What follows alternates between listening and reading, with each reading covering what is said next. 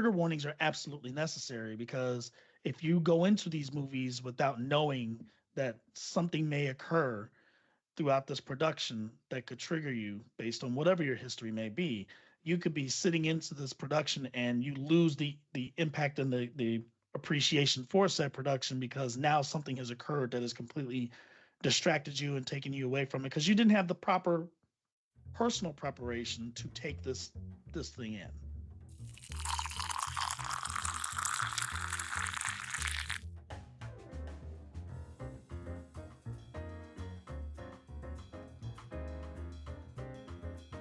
Hello, and welcome to the Cup of Tea Critiques podcast. I'm your host, Brandon Chasen, and like always, I'll be joined today by the great team that brings you cupofteacritiques.com.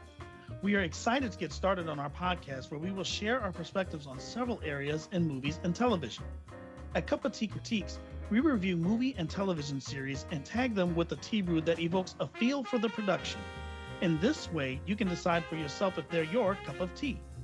Here on the Cup of Tea Critiques podcast, we will dive even deeper into the productions and topics we broach on our website, engaging in conversation and sharing our unique perspectives. Ready for a deep look with a deep brew? This week's topic, when the industry goes real. For clarification, with this episode, we mean real, R-E-A-L. And we want our audience to know, today we will be covering productions that cover sensitive subject matters. Be advised, some of these productions may provide triggering moments. So usually on the podcast, we like to kind of talk about the inciting incident, the genesis of our discussion. So I think, Brandon, you actually came up with today's topic, and this is really important to you. So why don't you share with our audience what made you want to discuss this topic today? Yeah, thanks, Chris. And you're right. There was an inciting event. And just so the audience understands, when we're talking about like heavy subject matters, we are meaning productions that cover like racism, sexism, mental health, sexual violence, and substance addiction, just as examples for you. For me, in this instance, I happened to come across the movie The Accused, which was made in the late 80s, starring Jodie Foster. And this movie basically covers a gang rape that occurred in a bar. And I hadn't seen it before. I actually came across it a few weeks ago. I already knew Jodie Foster is an amazing actress. In fact, she actually won an Oscar for Best Actress in the Leading Role for this film. I've also been the first phone call when an unfortunate event has occurred. And so topics like these are very important to me. They're very important and dear to my heart. And so it's very important to me that Hollywood covers productions that have these types of subject matters. I'm glad that they share them. And I know we've kind of talked about these types of productions in the past, so I wanted an opportunity for us to share with the audience just about how those conversations have come about. So among the things that we've talked about, one of the productions, and Mom and Dad, I'm going to go ahead and kick it to you, because we talk about Girl with the Dragon Tattoo a lot with this topic, because it actually was a moment that was both heavy, but it had some levity with it as well later on. So why don't I kick it to you guys with this? Girl with the Dragon Tattoo, interestingly enough, covers a number of things that you might consider heavy subjects. Mental abuse, physical abuse, sexual abuse. But again, like you said, it is one of our favorite movies. Partly for me is how she's overcome a lot of these things to get to where she is in her life. That's one thing, and the other is, I'm hesitant to say, but some of the revenge factors, I kind of rooted for her, because I felt that in some ways those things were a little bit liberating for her. I know it might be frowned upon to think that, something like that happens, but I do think that there's a point where even the audience kind of sighs and goes, yeah, good for, whomever. Yeah, I agree with Terry. Dragon Tattoo, first of all, just like Brandon said, it is one of my favorite movies. It is an incredible story about a young girl, early 20-something, who has a very, very difficult life. And to Terry's point, a lot happens to her in her short life. And ultimately, she has to basically scratch and claw throughout her life to overcome a lot of these things. And it is a very heavy movie. But the reason I think it's important for movies like this to be made is one, these are realistic circumstances for some people. We haven't experienced them necessarily, but some people have indeed experienced them. I think, for example, and not to speak too long on this, there is not to give away too much either, but there is one particular storyline in there where she has to report to a guardian, essentially a social worker, who is basically responsible for overseeing her living needs. So provides her with some amount of money every month so that she can pay her rent and buy her food and such. And this person takes advantage of her and essentially says, I don't give you anything unless you do what I want you to do. And you can imagine what some of those things were. So what do you need money for this time? Food. How are you?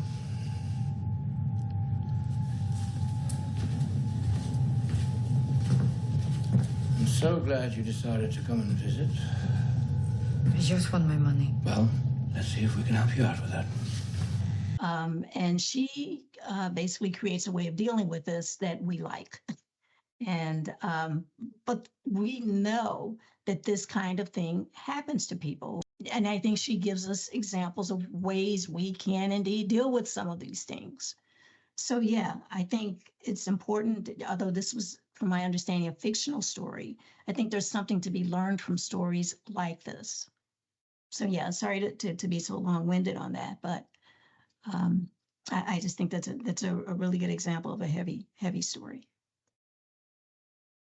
Yeah, I mean, and that was a big reason to discuss this today, is that it's more like we have an appreciation for Hollywood and for these productions that are put out there for us, because they do cover subject matters that are otherwise sometimes difficult to discuss, or we feel that they're kind of underrepresented, and there's an opportunity for them to have their moment. For example, my daughter and I watched the show Found, which very early on they talk about that they go looking for missing persons that are underrepresented out there, or typically are the ones that are left behind, minorities, LGBTQ members, such like that. And it has a bigger story that goes along with it as well. But Found is one of those shows that not only do my daughter and I get a chance to connect on, but it's nice that it's a show that's out there specifically bringing to light those type of situations. Another thing is like Fresh Prince of Bel-Air, when the original sitcom was out, they actually had one episode, it was in season 5, it was called Bullets Over Bel-Air, where there was an incident where Will ended up taking a bullet for his cousin, and it covers the topic of gun violence and fear from gun violence. I'm really happy when anytime we get an opportunity to have these types of subjects brought up in media, because personally, it allows me also an opportunity to share with my family these topics that may not be as easy to bring up, and it gives us an opportunity to discuss, those situations specific to the production, and maybe it kind of opens the door so that instead of making it feel like a personal attack or a personal situation, that we can actually just discuss it where kids are allowed to grow from it and actually glean proper ways of being safe when those situations occur. Yeah, I agree. You brought up the show Found, which focuses on finding underrepresented people that have gone missing, and we typically don't hear a lot about that in the media, and that's why I think that show is very, very important. It's basically bringing those situations to light. One that really struck me was Wind River, Taylor Sheridan's Wind River. I can't remember the year it was done. But Wind River is about a Native American woman, early 20s, that went missing and ultimately found dead. And 20 below here at night. So if you fill your lungs up with that cold air when you're running, you can freeze them up. Your lungs fill up with blood. You start coughing it up. So wherever she came from, she ran all the way here. Her lungs burst here. It is not based on a true story, but although these stories are fictional, it's just like many films, many movies, and frankly some TV series, they have very strong themes. And Wind River, Found, Dragon Tattoo, they're just, just a few examples of some of those that, teach us lessons or tell us something about sides of reality that we don't necessarily think about because we, for example, don't necessarily live in rural areas, or those kinds of things have not happened to us. But nonetheless, those things are realities for some people. So that is why it is important for industry to continue to do topics like these. I think also there's just these issues are so layered, and I think the more productions like this we have, the more they can discover a nuance or reveal a nuance or teach us some nuanced perspective of the bigger issue, rather than just saying, this is bad, because on the surface it's like, well, yeah, we all know that's not a good behavior, but it some of these productions can hit at exactly what the reactions people have to them are, why you may want to rethink that. An example, there was a movie called Trust that came out, I think, in 2010. It starred Clive Owen, and his daughter meets a stranger online, and she's a preteen or teenage. She meets a stranger online. She meets up with him, and he turns out he's much older, and he sexually assaults her,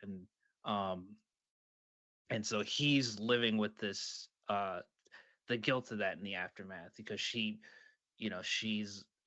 at first in denial about it, and eventually comes to terms with what happened, and he is driven by the idea of what he's going to do to this guy when he finds him. And so while his daughter is suffering, he's vengeful minded. This is the special agent from the FBI. FBI? The suspect is someone from out of state. The sooner we start this investigation, the better. Annie's a victim of a crime, and you and your wife are just witnesses. There's got to be something I can do. I'm not just going to stand around. We will find this guy. I can't stop thinking about it. Annie, are you in there? Annie, open this door. And I think it's, when you watch it, it's a good lesson, because a lot of men's reaction is to think of vengeance, or to think of violence, or to think of how they're going to get this guy back, and that's not necessarily comforting to someone who is just a victim, of violence. And so it to me, that movie just hit at a nuanced element of an issue like that. And so I think, if you took nothing else away from the movie, it was good for that.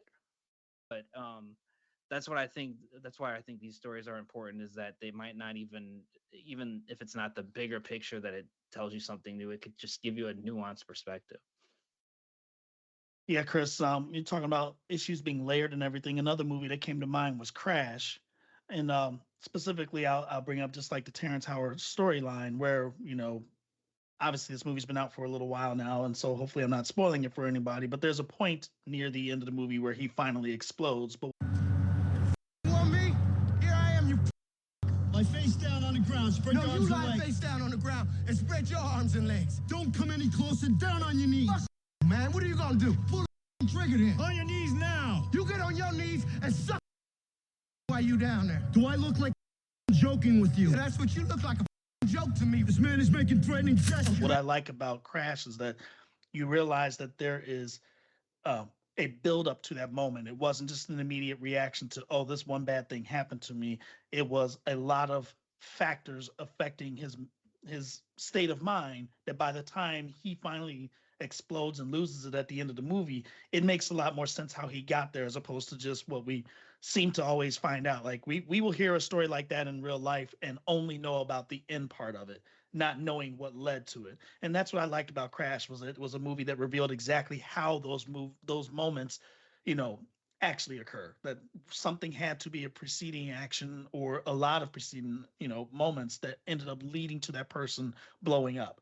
And so that's one of those movies. Another one for me, though, was Requiem for a Dream, which covers a lot of addiction, but it also covered, one of the storylines in there talked about the elderly being taken advantage of as well.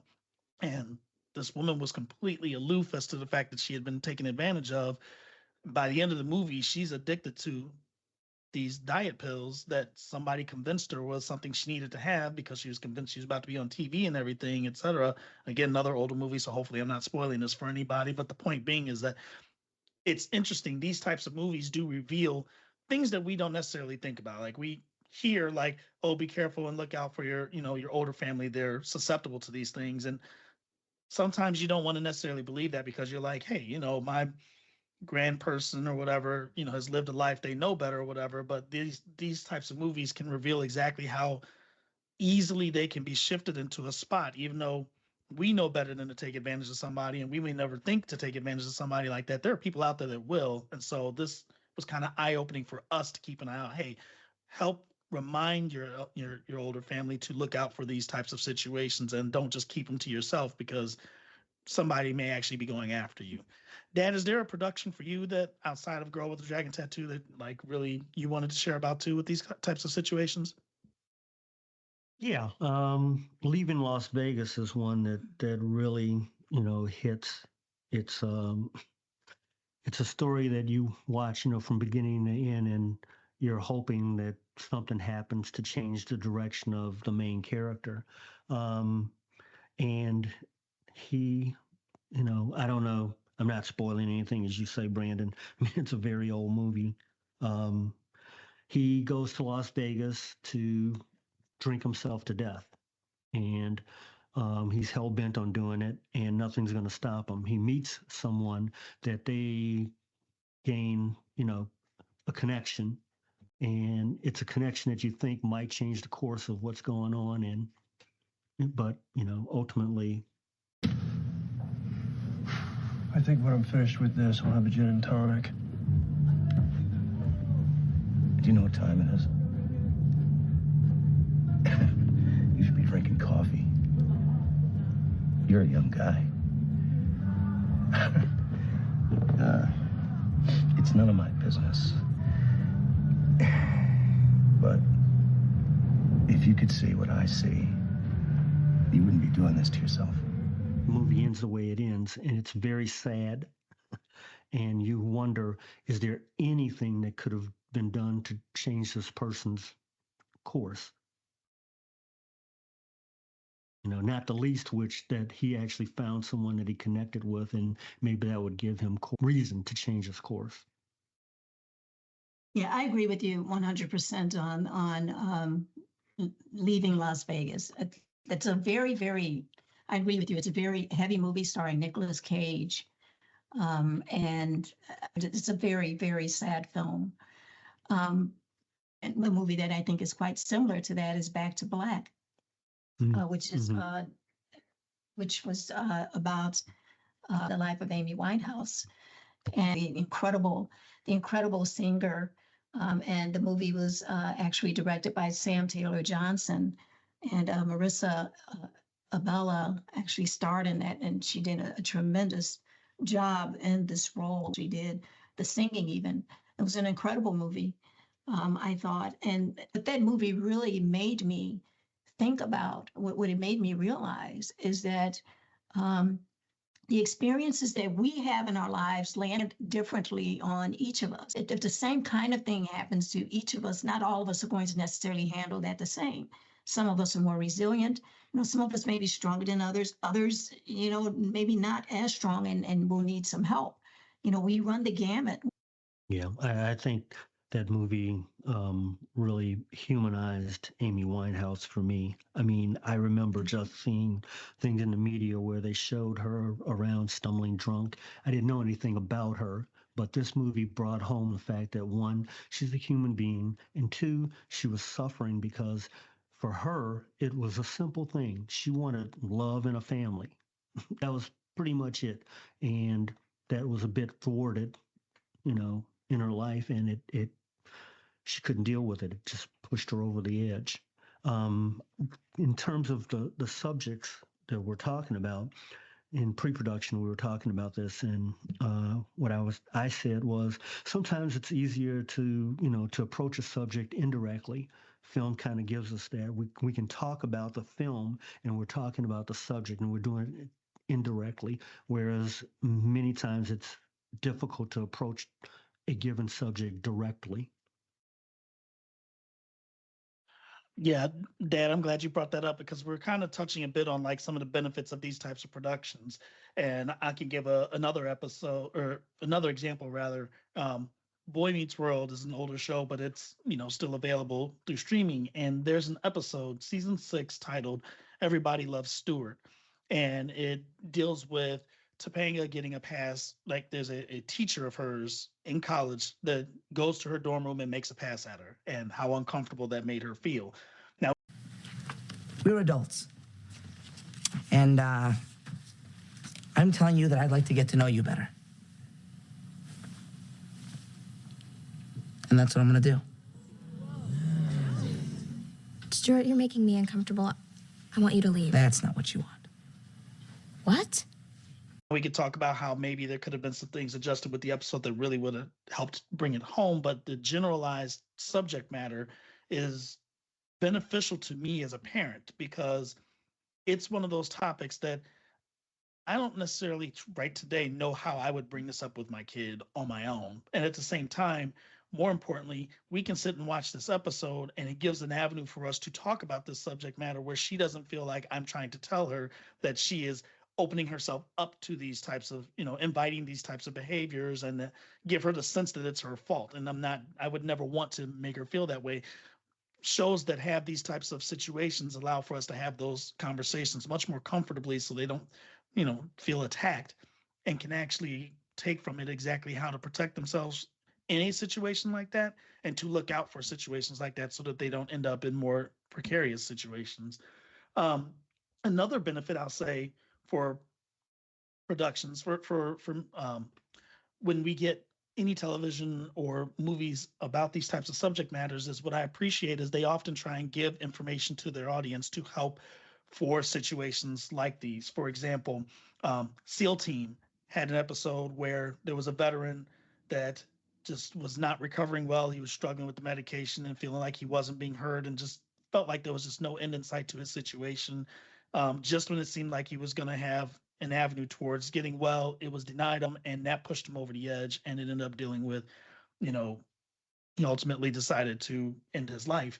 And that episode was very important to helping us understand what veterans are experiencing when they come home, kind of helping us understand like, we need to keep an eye out on our veterans more, keep an eye out on these kind of situations that might be affecting them. Maybe at home we can start working with, our different people in government to try and make these situations easier on them. But they also provided a hotline to help out with people contacting, different veterans groups to help, your veteran to get through these types of situations. So that's what I'm saying. There's a lot of different benefits to productions like these. Yeah, and I would say not only being educational, but also just providing a little balance because I think in the default is generally to gloss over these or for these kinds of issues or have them be in the background or just complement the story a little bit. And I think and kind of fantasy and escapist plots, which there's plenty of that and we enjoy those. Violence, alcoholism, gambling, all that kind of stuff can be whether it's glorified or not, it's stylized and it just seems otherworldly and the consequences don't really come through or the long lasting effects after it don't really come through. And so if you're going to have those kinds of productions, it gives a little balance to have something that's a little more grounded. And so I think the other benefit besides being educational is just giving us some kind of balance for this.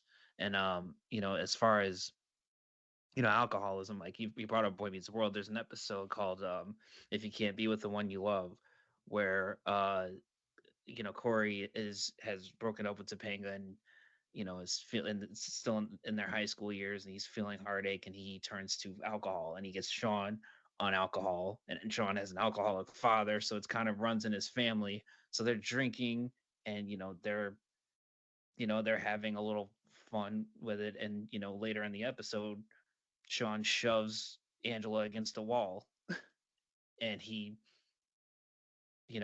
realizes the negative effects of alcoholism. It kind of hits him like a ton of bricks in the middle of this episode where he's in denial. And Okay, maybe we don't have to talk about this in front of everybody.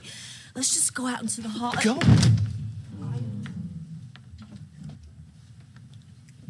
I don't like that you drink. Call me when you don't.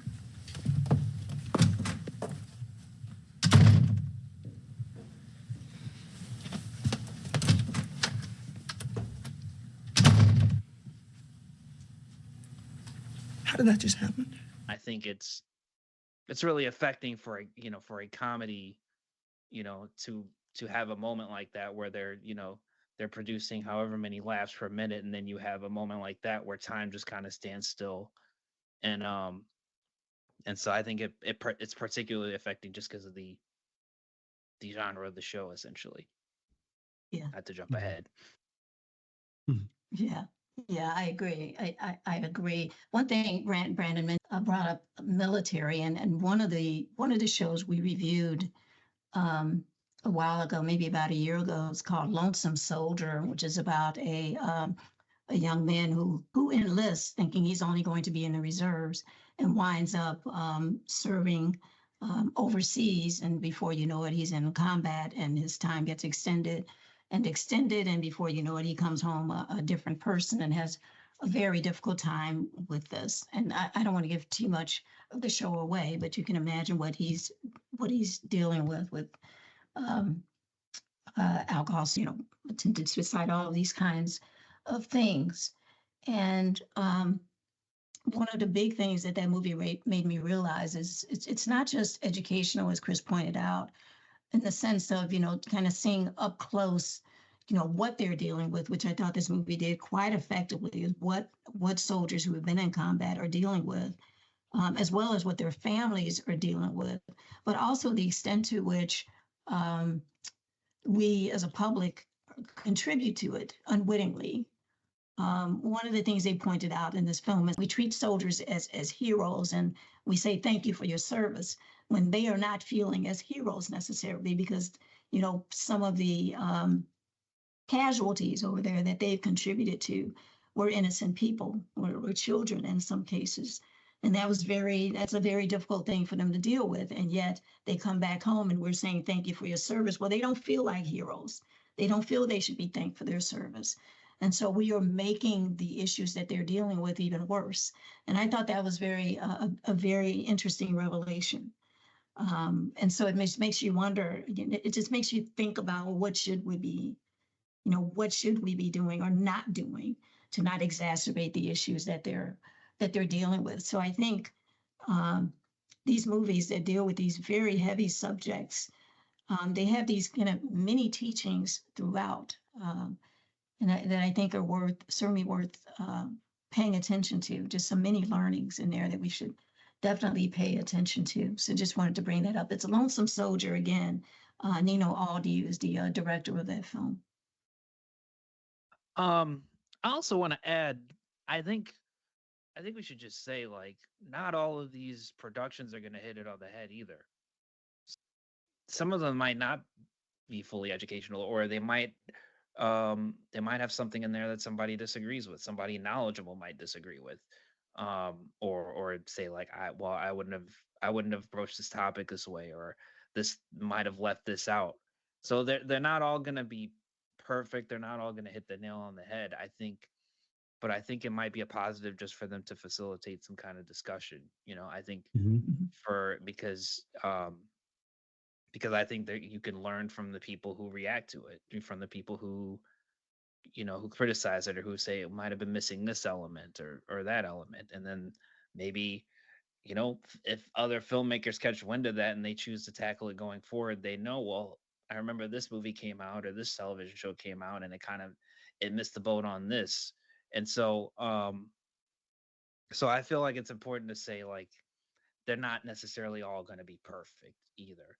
But, if it gets us talking, then in the long run, it might do more good than harm.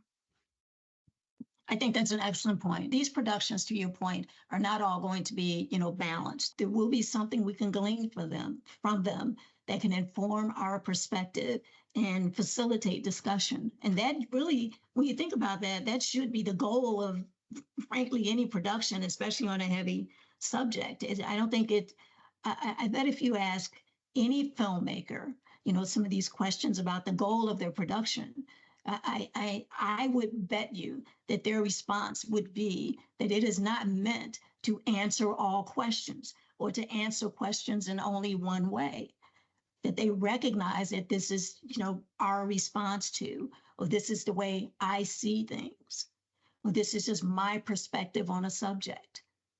It's a point of view. It truly is. We've talked a lot about the different benefits to productions like these, but I think we would be remiss if we didn't ask the question as to if there are any drawbacks to any productions that cover these kind of sensitive subjects. Mom, Chris, either of you can go first. Do you have any feelings on that? My only drawback, which I actually think is maybe it's partially a drawback. I feel like these kind of topics can really highlight the importance of diversity in these spaces. I think you get when we talk about the nuanced elements of things, people with direct experience can probably provide those better than anyone. And so, when we talk about diversity, let's just take directors, for example. If you have diversity, not just in ethnicity or in gender, but, socioeconomic status or, where did the people grow up in a rural area? Did they grow up in a suburban area? Did they grow up in an urban area? Did they grow up in a 2-parent household? Were they a child of divorce? There's all these different disability. There's all these different elements that shape our worldview. I just saw a movie called Warfare, was co-written by one of the soldiers who was there for that event. So, you don't think the movie benefited from having that perspective? So there's all kinds of when we speak about diversity, I think people tend to think of one or two different things, that there's all these different things that could add to it. And so I think these things highlight how diversity can push more depth into these sort of productions.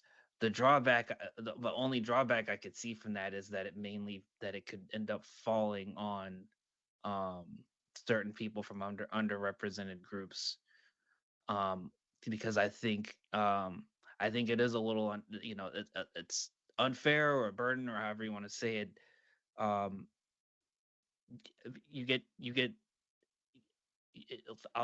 use race as an example. Like, there are a lot of Black filmmakers who just want to make, young Gen Z age, will say, they just want to make a fun movie, about, their friends, just being young rapscallions, getting in trouble or throwing parties, or, they just want to make something fun. Or maybe they want to make a movie where Black people are in outer space, like they want to make fun stuff. And they tend to have this responsibility or this expectation thrust on them that they address these issues, in their work. And so the only drawback I could see is that some underrepresented groups, and creative people from those groups get tasked or burdened with this expectation of educating everybody or dealing with struggle in their movies that maybe they don't want to. I think, there are some exceptions to that. Obviously, I think about Killers of the Flower Moon. That was actually done by Martin Scorsese. And my understanding is he was insistent upon doing that project. So there are certainly some exceptions. Taylor Sheridan does quite a few projects on people who live in rural areas and people who live on Native American reservations. And so, there are some exceptions to that. And I don't know how to respond to that. I don't know. I don't know if there's any way around it. I hear you, Chris. I understand exactly what you mean. Outside of that, though, I'm not sure that I see any drawbacks to this work. And I say that because so many people watch film and different, on different media. They watch it via streaming. They watch it, at the theaters and so on and so forth. So many people watch film, and there's so many lessons to be learned from film, whether it's told through fictional stories or whether it's told through stories that are based on real life. And I think we have to, take advantage of that opportunity that we have all these eyes on these pieces of work to teach people through the themes that they can potentially glean from these works. And so because of that, I'm hard pressed to see any drawbacks from doing these heavy subjects. I do think, though, they should be, there should be trigger warnings put on some of these things. Like I said, not everybody can handle from some of these works, but outside of that, I'm hard pressed to see any real drawbacks. Trigger warnings are absolutely necessary because if you go into these movies without knowing that something may occur throughout this production that could trigger you based on whatever your history may be, you could be sitting into this production and you lose the impact and the appreciation for said production because now something has occurred that has completely distracted you and taken you away from it because you didn't have the proper personal preparation to take this thing in. So that's a drawback, is if these productions, no matter what genre, don't put those types of trigger warnings in, then that's a problem, and that's where they lose the opportunity to impact their audience the way they probably intend to. Yeah. I think sometimes they intentionally do that, though, because they want a certain reaction. But to you guys' point that, it can be damaging. It can be, yeah. It can be damaging. To me, the obvious drawbacks, though, are the fear of the copycats, people that will take that and, perpetuate whatever it is that's going on in those films. And that, to me, is a real danger. But I think, as we're discussing this, though, that the benefits, I think, hopefully outweigh the drawbacks in that respect. But to me, the only thing that I see up front is the fact that others may follow suit in whatever particular heavy topic we're talking about, whether it be alcoholism, sexual assault, et cetera, et cetera. Dad, you bring up an interesting point there because immediately when you brought up copycat, the first thing I thought about was the original release of the program.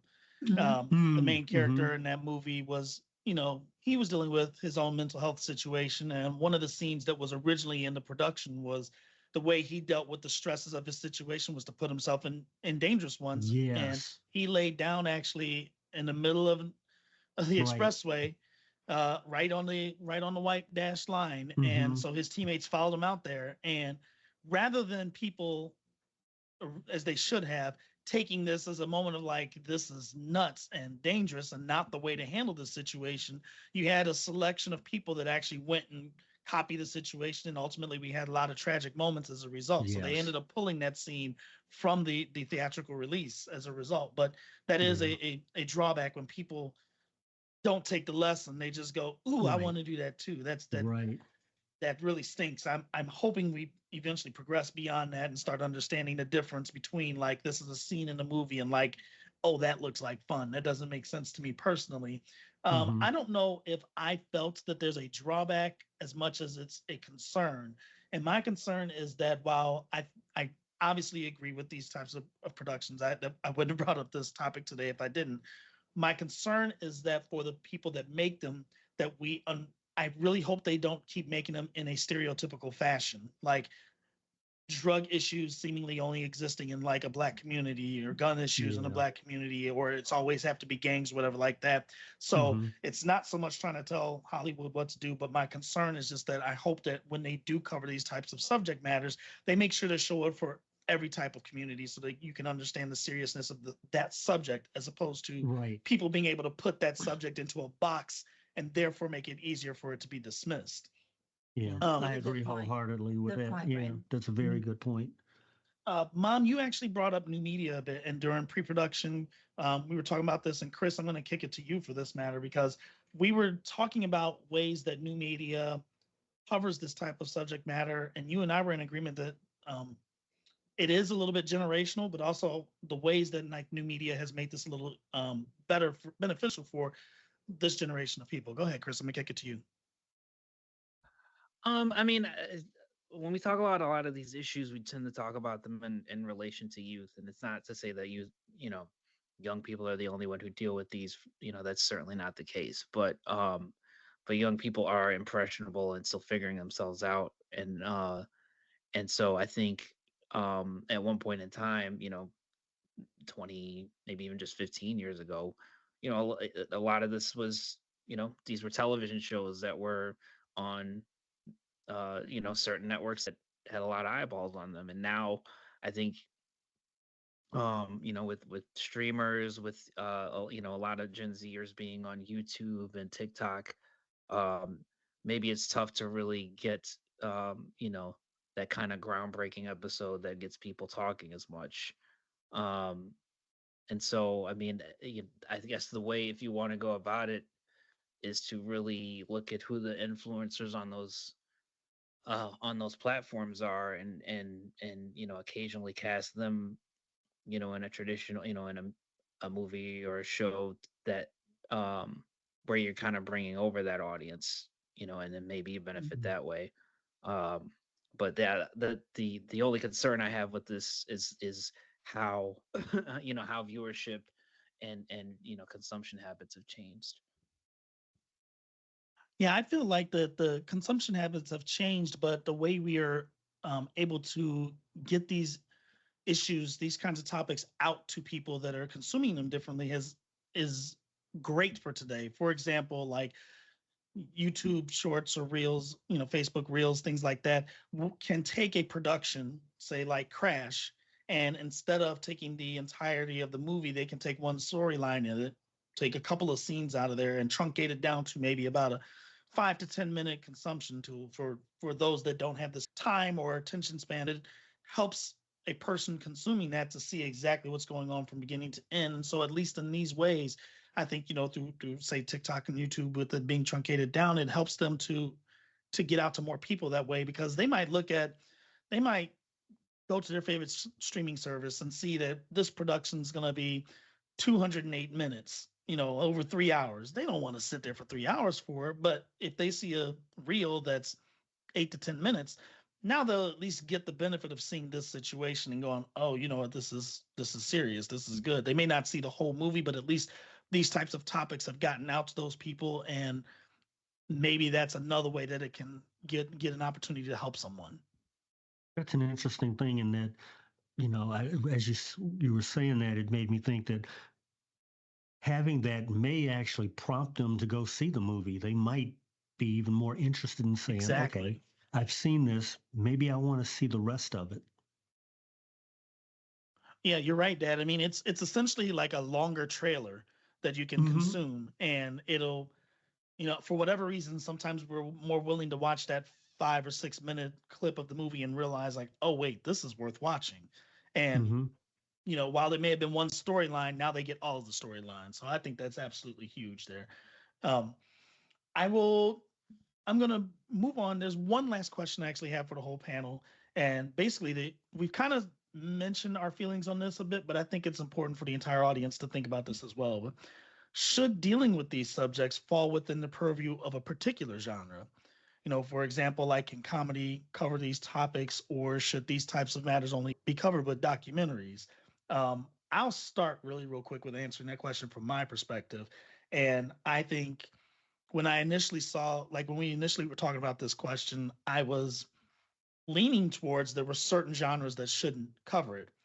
But as we've discussed, it turns out, like, I was concerned about comedies, for example. Like, I'm concerned that people will dismiss that episode because it's normally a funny one and it's not actually a funny episode. But overall, no, I absolutely feel like every genre should go ahead and cover this, because the more audience members that have an opportunity to see these types of things, I can only see more benefits to those people consuming that production, and then that information get passed along here, there, anywhere. So yes, I think every genre can cover these subject matters, and I absolutely feel that they should. I'm glad that they do. Yeah, I think that's a delicate thing. I guess originally I was thinking that there's some things that comics and comedy probably should stay away from, specific subject matters. But I guess it depends on how they handle it. I can see a stand-up comic making light of some things to bring attention to them, so that people kind of they land on it, they sit on it. But others, I think it'd be hard for them to work into, some of the more serious things, sexual assault. I don't know how you would do that. But in terms of like a comedy sitcom or show, as Chris mentioned earlier, I guess there are some points where you can have poignant moments and deal with a subject matter that kind of sort of divorces itself from the comedy side of it, and it deals with a real issue. So, yeah, I'll leave it at that. Was an episode of Fresh Prince of Bel-Air in the first season. Actually, it's the sixth episode. It was Mistaken Identity. Will and Carlton are driving a Benz down to one of their dad's colleagues, and they got pulled over for basically being two brothers that shouldn't be driving a car that nice. And the whole episode is done from a comedic standpoint. It's only at the very end do they really like make you sit with the reality that this was not a proper arrest, that this was only done because they're like, you guys shouldn't be able to afford a car that nice. We already know that the characters are rich in this show, so obviously we know that it's okay. But it was one of those times where I'm like, this is a really heavy topic, and I questioned if they covered that topic well. Maybe they did, since it was in the first season and they had to establish more of being a sitcom than being a heavy topic sitcom. But that was a concerning moment for me, because I was like, I don't know if I liked it. It was so many laughs about something that I personally can identify with that kind of situation. So that just kind of stunk. Well, but the end of that episode, though, I to your point, it's I feel like what it illustrated was that Carlton had this faith in the system. There were things he didn't see or didn't appreciate, and now it was happening to him, and he argues with Will at the end, and Will doesn't really want to hear it, and then he goes to Phil, and Phil's kind of like, yeah, I remember the first time I was stopped and I thought that. And so he it was awfully nice of Mr. Firth to help us out. I'll have to write him a thank you note. It shouldn't have happened in the first place, son. Good night. Dad, if you were a policeman and you saw a car driving 2 miles an hour, wouldn't you stop it? I asked myself that question the first time I was stopped. Good night, son. The episode ends kind of zooming out on Carlton as he's rethinking this, and usually they kind of have like a little music to play out the end, but it just kind of, the credits roll up. And I thought that was an interesting way to broach the topic of, instead of just having them all be on the same page about it, for him to be a young person having this reality hit him in that moment, I thought was, I don't know. I thought that was a pretty effective way to go about it. Yeah, I'm not trying to say that I'm not trying to say it wasn't a good way of going about it, but that was a concern of mine when we were preparing for this podcast, and I rewatched that episode, and we were trying to decide on if certain genres should cover these types of subject matters. That was one episode that stood out to me, where I was like, I really like I said, I've unfortunately been in this type of situation before. And so for me, thinking like this is all funny, haha, I took a moment to calm down from it, because I'm like, it wasn't funny to deal with. So how do I feel about a show making light of a situation that did not feel good for me? But in terms of how to impact the audience, to your point, Chris, maybe this was exactly the right way to execute this. Yeah, I think that, interestingly enough, that a lot of times that is how comedy deals with that, is that rather than going through their normal whatever, however they end the show or whatever, that their effect is to make it land, to do exactly what Chris said. They just leave it hanging there. Well, yeah. I think the older sitcoms also had the benefit of, they generally had studio audiences or laugh tracks, so they had these things that were meant to facilitate this jovial atmosphere throughout their show. Yeah. And obviously sitcoms have moved away from that. I mean, there's still some of those, but there's one camera sitcoms. There's kind of like on location stuff. Like it's they've blurred the lines. Sometimes stuff that's not really a sitcom is in the comedy category now. I think any genre should be able to broach heavy subjects. I think, for example, about the movie The Good House, and it was directed by Maya Forbes and Wallace Lodarsky, and I think that was done around 2010 or something like that. It was a really good movie that is IMDb has it categorized as a dark comedy. Sigourney Weaver plays a woman who is an alcoholic. She's addicted to wine. It was very light film, which is probably why I got the comedy label. But it was also serious in that she was indeed an alcoholic, and there was a potential for things to go very badly in that film, not just for her, but someone, for example, something that could have happened while she was driving and such. So this was a very serious issue, so much that even her family even did an intervention here. Hildy, would you like to have a seat? Well, if we're really going to do this, I need a drink. Oh my God. Mama. Kidding. My daughters would freak if they could see me right now. Don't they want you to be happy? My ex-husband left me for a man, and I went to rehab. A gay husband will do that to you. Cheers to that. But I thought they did a very, very good job with that film. American Skin, how mental illness can, in my view, be triggered. There's racism and mental illness in that film, and how his issues were triggered by the police profiling. And so it was triggered by racism. And of course, he went down he backslid as a result of that. Chris reviewed a film called Thelma, which was a comedy a few years ago. And the film, if I recall correctly, the film was about an older woman who was taken advantage of. I think her money was stolen or something. And Richard Roundtree came in, and I think she's in a nursing home, but Richard Roundtree came in, and the two of them, basically worked together to get her money back from the thieves. And I thought, the older woman gets justice. I thought it was just really great to be able to do that in a comedy. And you can imagine everyone cheering for victory at the theater. So I thought that was really good. They contact people at random using telephone listings and social networking sites. Like Facebook?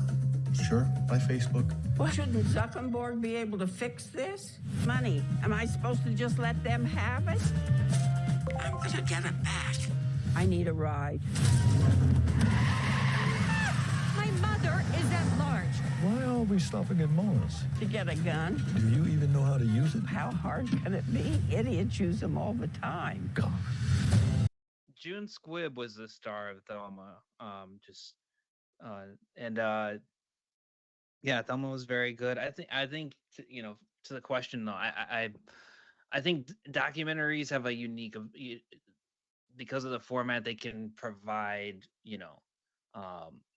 researched information, statistics, interviews from experts. They can kind of do things that would not work or seem forced in more fictional stuff. So I mean, I do feel like documentaries in particular have that obligation, but that is kind of what they are for. Exactly. As far as other genre, I think they all play a role, because and I think that's necessary because people gravitate toward different genres. So the way for them to reach everybody, for these social issues to be discussed, is for them to be discussed in any given genre, because not everybody watches comedies, or not everybody watches romantic dramas, or not everybody watches any particular genre. So I think it would be a mistake to say it falls on one genre more than another. I do think with comedies, and I think as far as particularly heavy moments or heavy subjects, I really think it helps when we have these kind of long running series where people feel this emotional attachment to characters.